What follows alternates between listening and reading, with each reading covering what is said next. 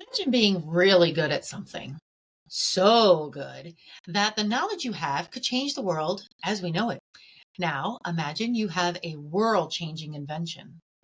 This invention is so huge that your name really could go down in history. Hmm. You might even win a Nobel Peace Prize. But before you can start writing your acceptance speech, the chairman of the board pushes you out because they deem you to have no use for this amazing thing that you've invented. That's what happened to Martin Eberhard, the co-founder and owner-operator of a now multi-billion-dollar company that hit the limit of his role, and instead of growing and changing, he got booted.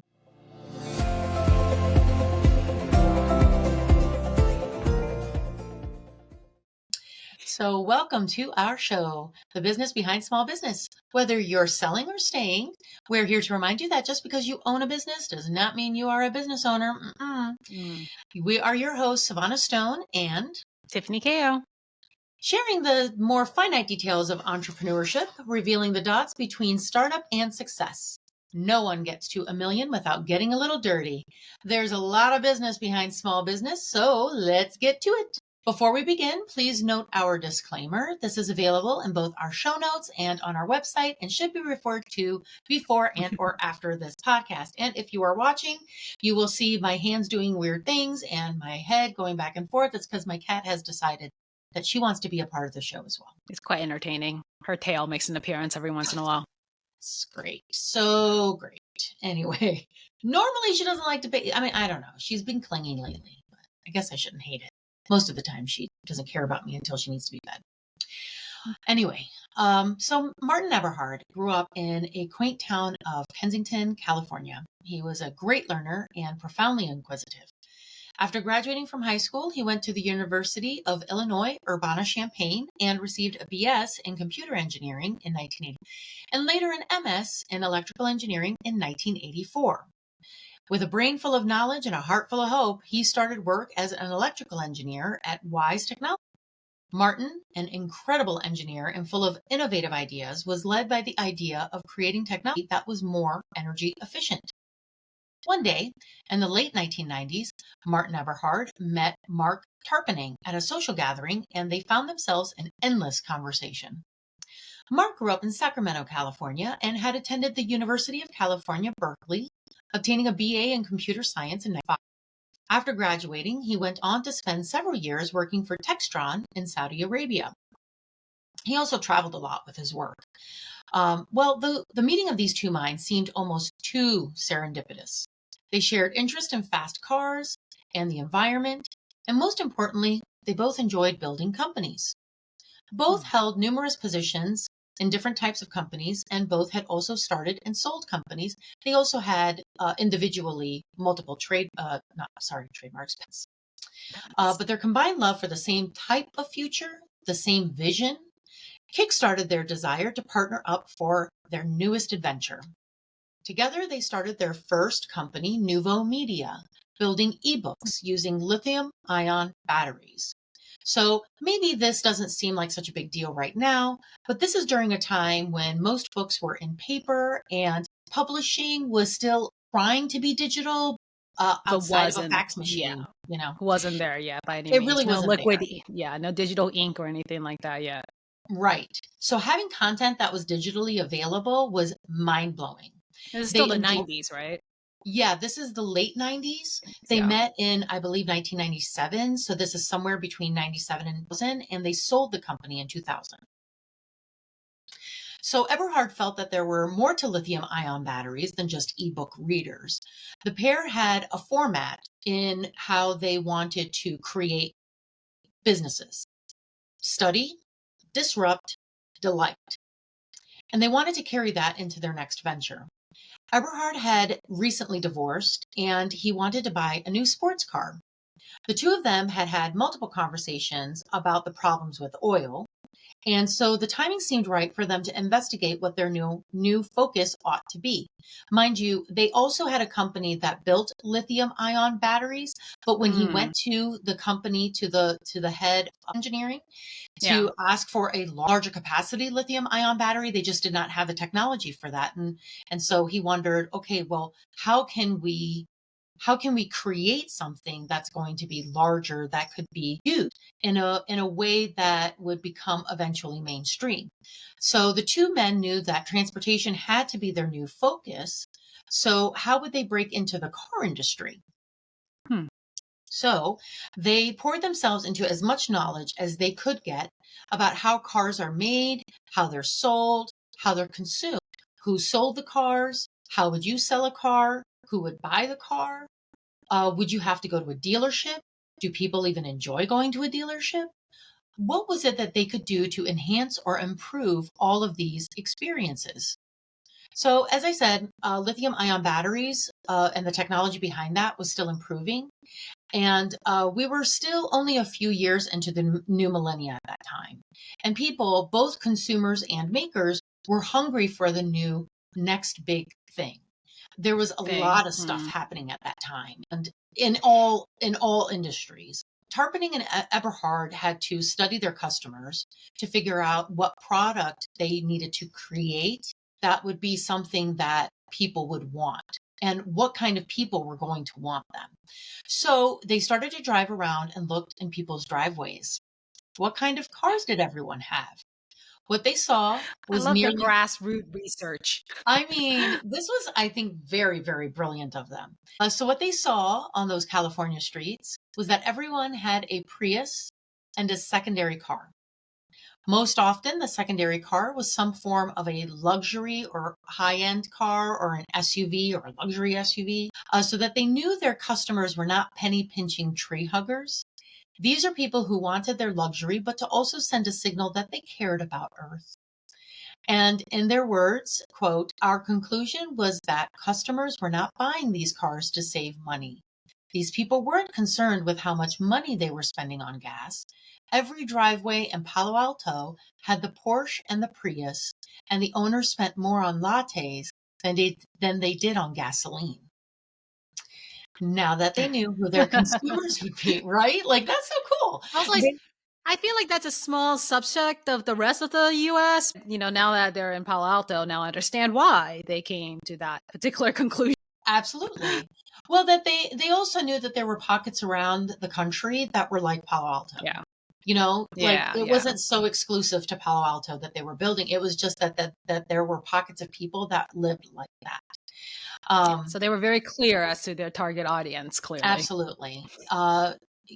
These are people, like they said, that are driving a Porsche and a Prius, which is all over the country. So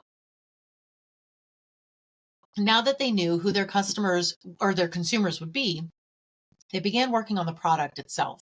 They both knew that this was not going to be a small task, and it was going to take more money than they had. Although they had sold their last company for close to $200 million, it was, I think, $187 million, something like that. They would need more seed money if this idea of theirs was going to work. So these consumers did not have Priuses because they thought they were beautiful cars. They had Priuses because they wanted to put on display to everyone that they cared about gas mileage. So they concluded that this car had to have little impact on the earth, but also beautiful to drive as well. In my opinion, they're not beautiful, but whatever.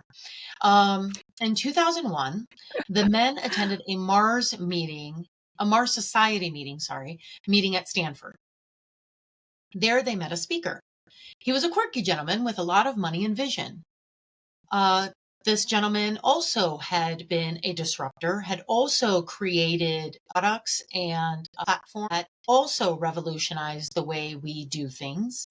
And after that, they approached him to share their common ideas and visions for the future. The three men had a shared love for space and building a sustainable future. And this gentleman was the right kind of person to connect themselves with to take their vision to the next level. This was, of course, Elon Musk. I'll say, how Eberhard, quirky would you say quirky is? quirky, pretty Yeah, I was quirky. to Uh, say, he's quite quirky. yeah. They would say more different words. They would use different words. I used quirky. That was not what they would say. Um, But if you take my advice when we get to the books and apps and stuff like that, when we get to our suggestions, and you do happen to take up, then you'll get a better sense of what their true first opinion was of Musk. Anywhoozles. So Eberhard and Tarpening went through their initial rounds of investing with venture capital firms, and Musk led them through additional rounds of funding. Now, the reason why they thought that Musk would be a good person for them to partner with is because Musk had gone through, or rather had had more experience with venture capital investing, or Yeah. in those rounds. Eberhard and Tarpening had not had as much experience and influence. So that's why they brought Musk in. Yeah. Well, the Soon after, VC circle is pretty small. So, right, right. And this was yeah. their way into the VC circle. So soon after the Okay. men were armed with the capital, Musk joined the company as the head of the board of directors. So, according to an interview he did with the Business Insider, which is going to be linked in our show notes, Eberhard described the early days of working with Musk as much more hands-on with his companies, with his own, like Musk's companies, than he was at with Tesla during Eberhard's tenure. Elon is a different person now than he was then, Eberhard said. He was no more involved than any other board member. He came to board meetings. He did not have an office at the company. He didn't come there regularly. He did not give direction to my employees or anything like that. He was just a regular board member. Eberhard said that while he was the CEO and Musk was the chairman of the board, Musk came to the board meetings monthly. He didn't regularly work at the company, but that's only until Tesla started to get media attention. Eberhard continued in the interview. His behavior changed dramatically as soon as we started having press about Tesla. Eberhard said he got mad if anything was ever written about Tesla and it didn't feature his name prominently. That's when I realized that there Hmm. was an ego involved here that I had not recognized before. Eberhard, who at the time had the nickname Mr. Tesla, said that any time Musk wasn't mentioned in an article about the company, Musk would call him and scream at him. Wow. So I'm not coming to Musk's defense here.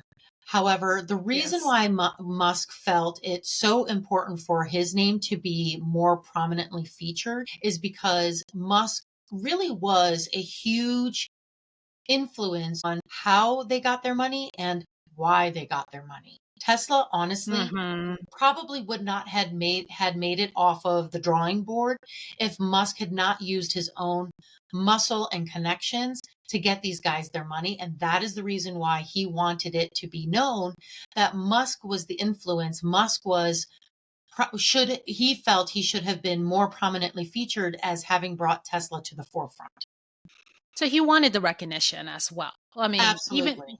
justified, not justified, whatever you want to call it. But the fact is, it sounds like, Elon Musk really wanted to make sure people knew that he was involved in this company, even though it sounds like behind the scenes, he may be far more hands off.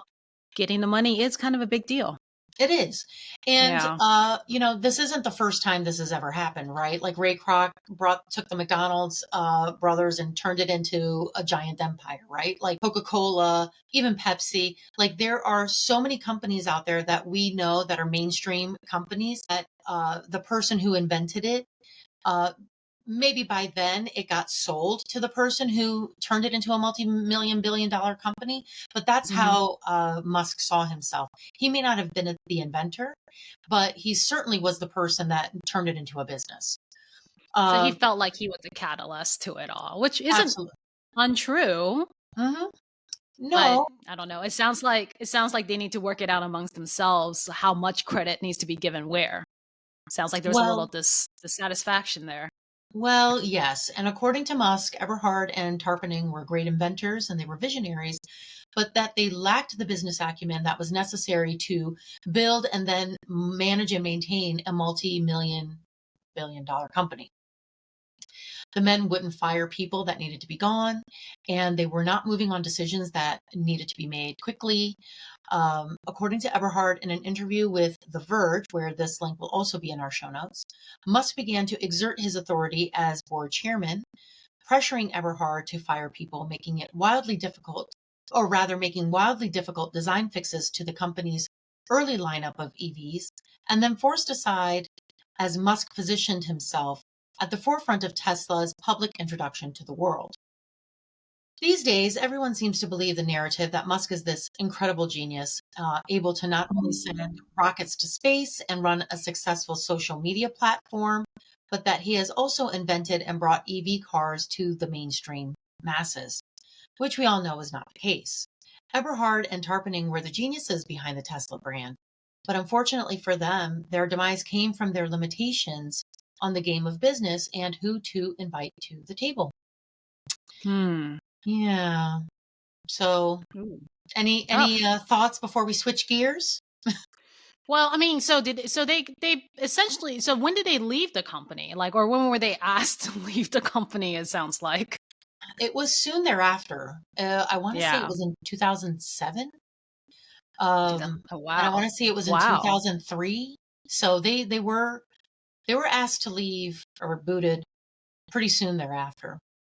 So they were kind of the original founders, it sounds like, per So they se, were of Tesla, right? they were the original founders, and there were also two other men. I think there were two Yeah. other men or three other men that were also involved. I didn't mention them because I didn't feel like they were as Active important. players. Yeah, they weren't Yeah. as big players. But and also Musk was not the fourth CEO that the company had had. So, I there were a see. lot of different players in this, but the way Musk saw it, and he managed to convince the board of this as well, was that know how to run a business. Now, I don't know. It's not just about me knowing how to create a business, right? Because Eberhard and Tarpening had created businesses, Yeah, but what they did clearly. was they create technological businesses. It wasn't the same thing. And this was a car company that was entering into an industry that had over a century old players in it. This is not Mm-hmm. like a tech startup where the tech startups are coming every day. Car industry is Mm-hmm. totally different. And that's what Musk was saying, was that it's not that I know how to start a business and sell a business. I know how to Mm-hmm. run a business. And Right. Eberhard and Tarpening don't know how to run a business. They know how to start a business and sell a business. Got it. And that was how he Ooh. was able to convince the board that the two men had to either be put in a different position or just be gone. Well, in the Mm-hmm. meantime, Tarpening had already resigned. He Mm-hmm. resigned well before Eberhard. Eberhard held on because, I mean, his ego was involved as well. He felt like this is my baby and I should continue to be at the head of the business. And the way Elon saw it and the rest of the board Mm-hmm. saw it is that Mm-hmm. Elon knows how to run a business. He should be the CEO and you should be on the board. Wow. Which Wow. he is on the That board. yeah, He does still he have a is. stake Yeah. in the company. He does. But, this is the place in which these owner operators could not Mm-hmm. seem to grow out of their owner operator places because, Yeah. as you're going to go into it, an owner operator, for the sake of the growth of their company, have to be able to grow Mhm. out of that owner operator's place. And I think that that's where they just couldn't grow Yeah. out of the operator part. You can still be an owner, but not the operator. So, Well, and it's interesting in their situation too, because I feel like their ego may have been reinforced by their previous success, right? Like hmm almost false indicators in a sense, not realizing that the situation has changed. They're in a different industry. Like yeah, you said, they're trying to disrupt a really old industry yep, that probably needs different skill sets and different strategies for you to get there. But they may have been, and we've seen this a lot of times where owners kind of receive false positives, false yeah, reinforcements of just success. I mean, to be quite honest, we see this a lot in government contractors. A hmm lot, right? Because government contractors have this crazy trajectory where they can go from 0 to 100 right, literally within a week or two because they receive this contract and they hmm spend all their time trying to get this multi-million dollar, probably first contract. hmm And once they get it, they didn't spend any time learning how to run the business. And while right, most business owners have 5 to maybe 6 years or 7 years to learn all of the things to run a business, these owners are all of a sudden at a business that's multi-million, but they didn't have the time to hmm actually learn how to run the business properly. Right. And so but then because of the fact that they have this, revenue that they're earning on the books that they can tell people about, it kind of reinforces the fact that they feel like they can run a business because they think running a business is just getting this top line sales coming Mm-hmm. in. And of course, how, as we say, there's a lot of business behind small business. It's not Yep. just about sales and marketing and that's it. So, yeah, so that's so interesting that on that level they kind of ran into the same issue. And it sounds like from their point of view, Elon Musk kind of strong armed his way in, right? Basically to the CEO position. And they're saying, hey, I founded this company.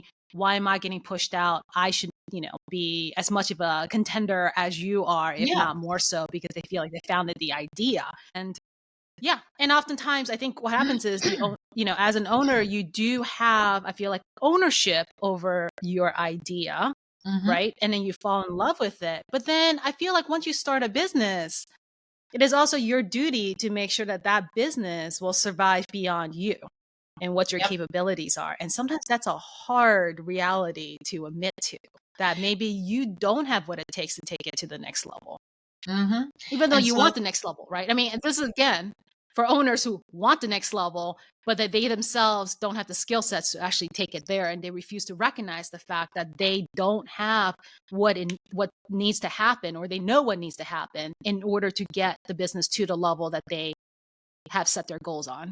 right. And this is where we talk about the whole, are you creating a business or are you creating a job? And I feel like Right. if you position your thought on, or your mindset, or rather not position your, it's more like if you change the narrative from owner operator to owner worker, like if you think about operator being you're working inside of your company, because that's what essentially you're doing. You're doing things that maybe you don't need to be doing. Maybe you could be hiring somebody else to do it. You may think that you're the best person for this job, but what qualifies you to do this when someone else who's been doing it for many, many, many, many years, how is it that they're not more qualified than you? Your company can't be so special. I hate to break it to you, but nobody has a company that is so special and so unique that only you can do this. Yeah. I don't know that there is such a thing. We tell ourselves that Oh, for sometimes, sure. for For sure. yeah, to feed But our own ego, to yeah, feed our own significance. But nothing, you're absolutely right. Nothing, no, there is no business out there that is so unique that somebody else can't yes. come along and run it as well. Well, both, because I'm going to say both men, because Tarpening had already resigned at that point. Like he had already tapped out. He was like, I'm done. I'm not even going to mess around with any of this. Adios. Bye bye. So this was really between Eberhard and Musk, where Mhm. when things came to a head. And I think both men were very correct, were very right, but they were also very wrong. There's a lot of things in which both men could have done things differently. It didn't need to make it all the way Mhm. to a lawsuit and claims of defamation and libel and all this other stuff that ended up going to court for and lawsuits over. It got really, really ugly between these two men, because Elon Mm. was throwing so much shade towards Eberhard, and Eberhard was doing the same thing towards Elon. I mean, it just, both men, I think, had way too much of their ego did into a company that really truly didn't belong to either one of them. Right. Yeah. Like, yes, Yeah. it belongs to Well, them, but really, truly, it belongs to the consumers. At least that's the way I see it. I see it like your company belongs to the consumers. Because if you're not making your consumers happy, and if your focus is not on the consumers, your focus is on you and what your position should be, and what mhm. your give me, me, me, me, me. If you're not doing it on Mhm. the consumers, then what kind of company are you really running here? Are you running a company Yeah. that is meant to, one, create a job for you, two, create this hole that you have in your heart of being needed by somebody? Like what are we getting at here? So that's what I mean by that. Like, I think that both men put those above a company that really should have been fully focused on the consumer and not on them. So I don't know. Mm. That's why we're talking Yeah. about this, right? Because that owner operator role, and that's what our our show is that. Well, that's what you're going to talk about, Tiffany, is how to, get yourself out of that owner operator role, and what are the ways in which you can get yourself out of that owner operator role, Hmm. because you can be your company's own demise. This is the reason why, a lot of companies go go broke after 5 years, because that's generally the time in which they see success. That's generally the time in which, the different forms of success, right? Success can be, Hmm. they've now reached, more than, I don't know, 10 employees. They've now reached more than, I don't know, 100 clients, whatever that success might be. So now what? Are you going to Yeah. run around chasing your tail, or are you going to actually like create create ways in which you can, like, you know enjoy this wonderful thing that you've built? But before we switch gears, we are going to take a quick break. So Wouldn't it be great to hear the sound of us promoting your business for you right here on our show? Of course it would. You can have that and more by producing a show or multiple shows. All you have to do is email us at thebusinessbehindsmallbusiness@gmail.com to express your interest, and we will share with you what you will receive with your investment. You'll have the opportunity to have your name and the name of your business mentioned multiple times on our show, having your company logo on our social media, along with details on how to get in touch with you and other marketing opportunities as well. Please support us so that we can continue supporting you. So I think the crossover from owner operator to somebody who is truly owner CEO is a very hard chasm for any business owner to cross. Now, the one thing that is common across all business owners is that we all come up against this chasm at some point, and we all have to kind of figure out how to get across it to the other side, where you become that owner slash CEO. That I would like to argue that most business owners go into business visualizing that that is where they're going to be. yes. But more often than not, we see a lot of owners getting stuck in this owner operator role where you created a job for yourself.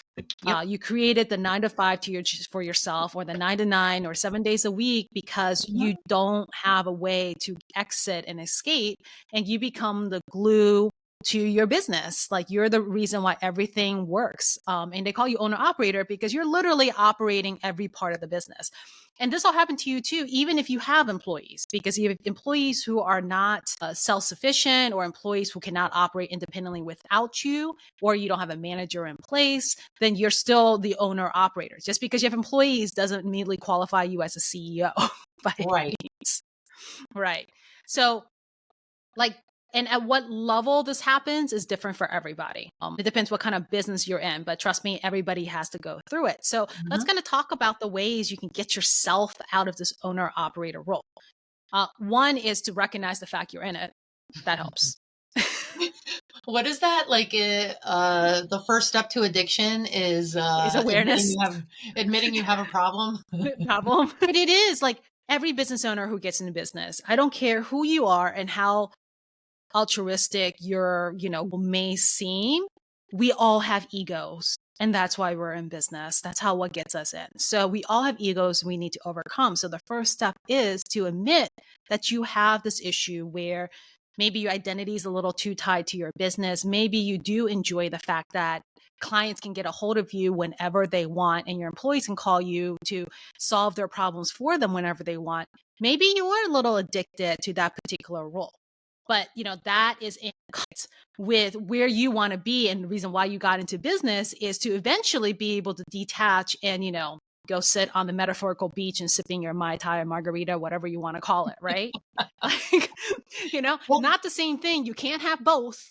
right. Unless you have a cell phone with you on that beach and your cell phone's blowing up all the time because, you're not physically here and people are looking for you. Mhm. So step one, admit to your fact that you have this problem. Right. Then step two, assess what is it that you are doing in your business for your business right now. Right. I think, I believe it's in the book Scaling Up, Mhm. by the guy's name who for some reason eludes me right now. Shoot. Give me a Yeah, second. you I have the Google book this right while I here. do this. I was like, I have the book on a bookshelf somewhere though. But the idea about like in scaling up, there's a great one sheet workup, which you can probably Google it online once Ivana finds it, and you can find a Found one it. sheeter. There you go. What's the name of who's the author? Vern Harnish. Thank you. You're welcome. Vern Harnish. He's also the founder of Entrepreneurs Organization, EO, if you heard of that, and all that fun jazz. But in the book, there is like a portion where there is a worksheet, and like I said, you can actually get the worksheet, or you can just mock it up yourself. Mhm. But essentially, it has you writing out all of the roles in which you fulfill right now in a business, right? So it's CEO, CFO, administrator, every role that you basically play in your business right now.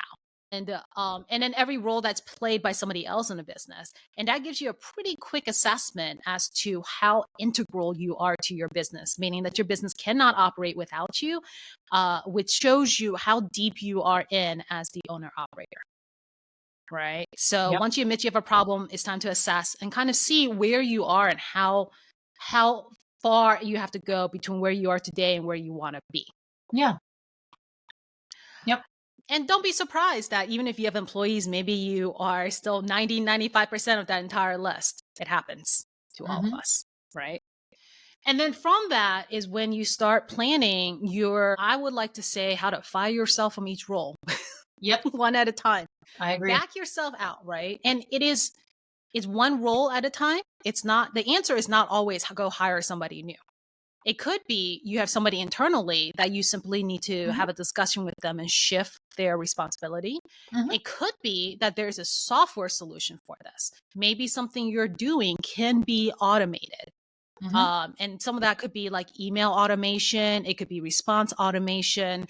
A lot of this, with the great software we have available at our fingertips, it might be a whole lot more cost effective to spend the time implementing a software rather than hiring a new person. Right. And then sometimes it is you need to go out and recruit somebody new for a very integral position. But once you have clarity as to which role you're trying to back out of, and you prioritize what you can effectively do really, then you can decide, hire a new person, promote somebody from within, or get a software to basically replace and automate that feature in your business. Yeah. So go ahead. I think, well, at least for me, what I did was I made a list of all the things I don't like to do. And then I made a list of all the things that I really love to do.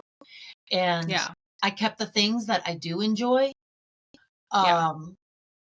Although I do have the things that I do enjoy doing, I do have it written down how I do those things, so that when I go on a vacation or whatever, someone else on my team knows how to do it. Like in my management team, it's not like I can only be done by me. It's just I've kind of chosen this is the thing that I want to be doing, but you can do it if you want. Which is such a wonderful place to be, because then it doesn't matter when I go on vacation. It doesn't matter when I decide, I need to have a day off or whatever. Somebody else can do that. And that's the position in which you want to be in your company. Yeah, I think the great thing about approaching it from like a list format, and I think like absolutely, when you're looking at all of the roles and where you fulfill, certainly divide that up between what you like to do and what you don't like to do. I would argue that if it's not going to crash and burn your business for you to remove yourself from a role that you don't like to do right away, that should be the first thing you kind of let go from your plate, because you already hate doing it, which means it probably sucks a lot of energy out of you. So why keep on it? Right. But it could be the thing. I'm sorry not to cut you off, but also it could be the thing that you don't understand that well. Like maybe it is something that you don't hate doing, you just don't fully understand how to do it, or maybe you have to, there's a large learning curve. It could be that too.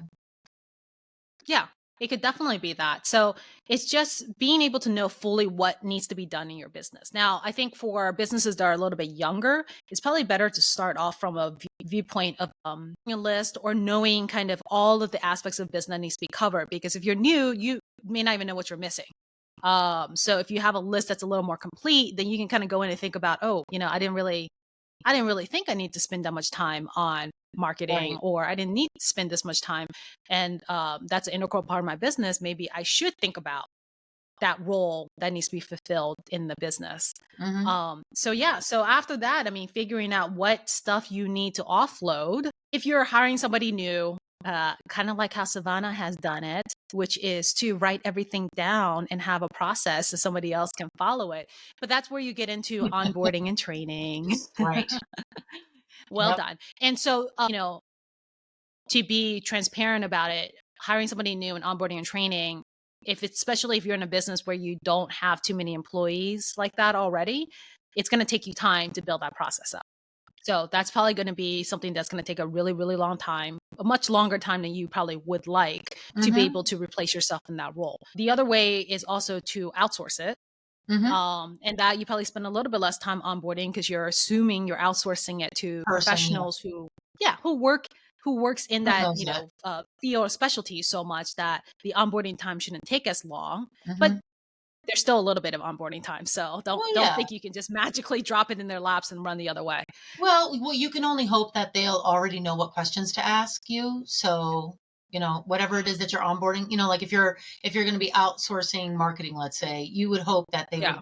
know what questions to ask you. So maybe there are things that you don't know that you didn't know you were supposed to know, but when they ask Yeah. you, you're like, oh, I didn't think about that. So Yeah. Well, the well, great thing about having the right and good outsourcing ship is you do get that push and pull. You get that more of a partnership feel. Whereas a yes, lot of times when you hire somebody, unless you're hiring them on a very managerial or executive level, yeah, they are somewhat waiting for your instructions, right, right? Which puts the burden on you further as a business owner. So that's something that you need to think about and whether or not you have the yes, capacity to take that on. Because maybe the short-term answer is to outsource and eventually hire when you have more time. yes, Especially like you said, Savannah, in the area maybe you don't understand as much. And mm-hmm, that way you're going to learn enough to be dangerous to be able to hire properly in the future. correct, So that's correct, a great way of doing it. The other mm-hmm, way, of course, is to hire internally. So, I mm-hmm, mean, if you recognize talent you already have that you can simply elevate or promote, that's yes, always the best way to go because, they're already integrated into your culture. Like they mm-hmm, know how you work and they enjoy working for you. Obviously, that's why they're there. That would be a much easier way for you to kind of relieve yourself from that role yes, I in the agree. long run. That is Yeah. exactly what I did. So thanks. Yeah, Savannah has confirmation that she, did all the right things. Yeah. And I mean, that's why she has time to be here on the podcast, hey, yeah. doing So, the fun stuff. yeah. Yeah, no, you're right. I did not want, when I was looking to create, I created the account manager role. When I created that account manager role for my company, I didn't necessarily want to hire somebody new because I wanted it to be about someone. I wanted it to be someone who already knew and understood me and also our processes. So that's Mhm. what I did. I took one of actually the woman that had worked for me the longest, who had been with me through all of the different changes that we had been through. And also because of her background, I promoted her. Um, and well, my admin role started with the person who is still the admin. So Mhm. again, had an admin role, but wanted to hire someone in new because the admin role was a brand new position that did not have to do with, well, rather that all of it was new, which is why I wanted somebody new, not someone with Right. preconceived notions of how the work is going to be done because we didn't know how the work was going to be done. So we created everything together. That was why I hired one person new and one person was promoted. Yeah, and that's working out really well for you right now, right? It Like works out fantastic for me because yeah. there's so many, like we had our meeting, we had our touch base meeting before you and I were recording, and there were things that they were talking about that I was like, what happened? Like I didn't even know that this thing happened. Like what's fantastic is that they tell me about what happened, the drama. They tell me about the drama, but then they also tell me of how they resolved it. Like friggin' amazing. It's like the best kind of meeting to have. Okay, here was the drama. This is something that happened, and this is how we resolved it. It got resolved last week or whatever, and I hear about it afterwards, and I'm like, huh, okay, cool. Thanks for letting me know. So And so, like, how long since you had that notion in mind to do this to when it actually you're getting to the point where you are now, where it is working the way you designed it? Like, kind of just like in reality, like, how long of a time did that take? I started the company in 2011. I hired my first person in 2017. Then in 2018 is when I started formulating all of my processes. How do I do things? What do I want to be doing as opposed to what do I Mhm. not want to be doing?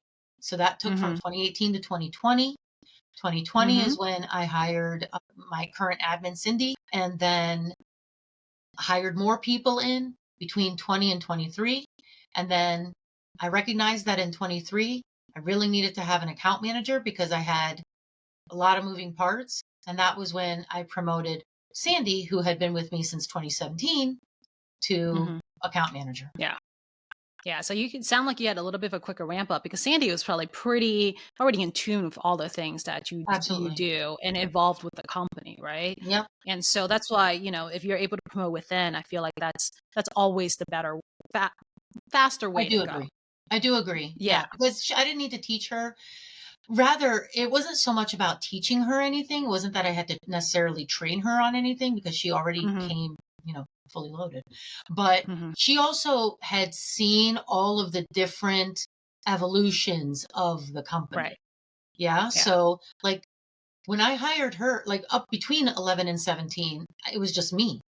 So I didn't have, like, how do you do this? Well, I don't know. I just do it. Right. So that's why I took 2018 to Yeah. 2020 to write everything down. And then Yeah. between 18 and 23, she saw how I changed the company. She was a part of all of the evolutions of Mhm. processes and all of the evolutions of Yeah. everything. And she had ways, she was like, remember when you did that thing? Like that really worked. Let's bring this back. Or I know Mhm. we've been doing this thing for a while, but I feel like this could be a better way to do it. Let's change that to this.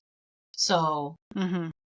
it wouldn't have worked with a new person who didn't have that Right. historical Without knowledge. having the history and Hmm. context to figure out how you're turning the Yes. company to a Yep. different direction. Yeah. Yeah. And, you know, I think also, I think one, of course, getting a great hire is also the key to this too, right? So obviously you Hmm. you really have a great talent in what you have there. So you're able to actually do this within your company. Hmm. I think at the end of the day, it does come down to that. It's also having a great hire because I was the opposite of Hmm. that. I didn't know how to recruit really well. I didn't know how to hire very well. So I actually went through a few duds before I recognized the skill set and who to be able to hire properly for the business. And Hmm. because of that, it set me back and took me a lot longer to get this set up. Yeah. So I think it sounds like it took you probably a little bit, about a year to get Sandy in her position and doing what she Yeah. did. It probably took me about 2 or 3 years because I had a couple years there where I just didn't hire the right people, Yeah. not knowing. So I guess that all that to say is that it's not a quick journey to go from owner operator to owner CEO. It's just not a No. quick journey. It is No. one role at a time, and it gets a Yes. little bit quicker because then you get a little bit better at it, right? You Yeah. get a little better about firing yourself out of each role, but it's not a quick overnight. We're talking at least Could take a 12 few years. months, Yeah. depending what size your business is. Yeah. Absolutely. So that's great that you're making that point because, it did take me from, I mean, I was also, raising kids at the same time, right? Like I was Hmm. still trying to balance my life between children and running the business. And I also like stumbled a few times and there was COVID, right? So there was also the problems with companies closing and people getting sick, and just there was a lot of mayhem. So maybe it wouldn't have taken me so long, but it did take me 5 years to get from recognizing what I wanted and how I wanted it, then who I wanted to be, and Yeah. how I wanted to present myself. So all of the evolution of all of those things took me 5 years, but I'd say it Yeah. would take most people anywhere from a year to 3 years. So forgive me Yeah. if you feel like it's taking too long. I'll say the key ingredient in what you just said is finding clarity as to how you want your business to be set up and what your Mhm. role is in it ultimately.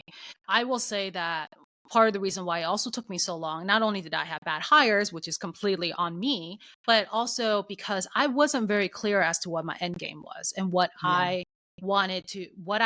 role I wanted to be in ultimately for the business to know where I'm headed with the strategy. And so I think that's probably of the time period it takes you to actually implement this and get it executed to the place where you do start backing off roles. I think that part of trying to figure out what that looks like, the clarity of what role are you best at serving your business at the end of the day to Yeah. also get you to the goal of where you want to be. So one, you need to know what the goal is, right? Do you Mhm. want a $10 million business? You want a $1 million business? Do you want a lifestyle business? What is it that you want? Because Right. there's no right answer. There's just the answer that you want. Mhm. And once you have that answer, then the way to get there is very different.